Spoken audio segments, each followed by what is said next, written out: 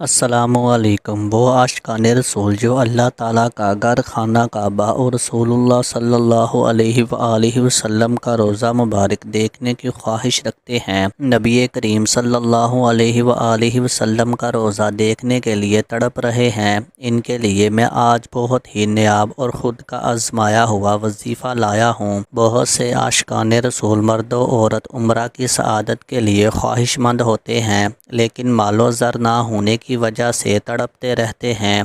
وہ یہ وظیفہ ایک بار ضرور آزمائیں، انشاءاللہ اس وظیفے کی برکت سے آپ کی یہ دلی خواہش ضرور پوری ہوگی۔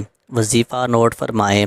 وظیفہ یہ ہے کہ آپ نے روزانہ کثرت سے درود شریف پڑھنا ہے۔ آپ کو جو بھی درود شریف آتا ہے، چاہے وہ درود ابراہیمی ہے یا کوئی اور درود شریف، آپ نے بلا ناغہ کثرت سے پڑھنا ہے۔ 313 مرتبہ درود شریف پڑھنا کثرت درود شریف پڑھنے میں شمار ہوتا ہے۔ آپ یہ وظیفہ کر کے دیکھیں، انشاءاللہ بہت جلد حاضری کے اسباب پیدا ہوں گے۔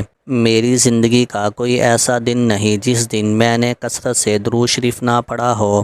درود شریف پڑھنے والے کے دکھ تکلیف پریشانیاں ختم ہوتی ہیں، دل کو راحت سکون ملتا ہے، حاجتیں پوری ہوتی ہیں۔ احادیث مبارکہ رسول کریم صلی اللہ علیہ وآلہ وسلم نے ارشاد فرمایا، جو شخص مجھ پر 100 مرتبہ درود شریف پڑھتا ہے، اللہ تعالیٰ اس کی 100 حاجتیں پوری کرتا ہے، جس میں 70 آخرت میں اور 30 دنیا میں پوری ہوتی ہیں۔ دعا ہے اللہ تعالی ہم سب کی نیک اور جائز حاجات جلد از جلد پوری کریں۔ ویڈیو اچھی لگی ہو تو ویڈیو کو لائک کریں، شیئر کریں اور مزید اسلامک اور وظائف والی ویڈیو دیکھنے کے لیے میرے چینل کو سبسکرائب کریں۔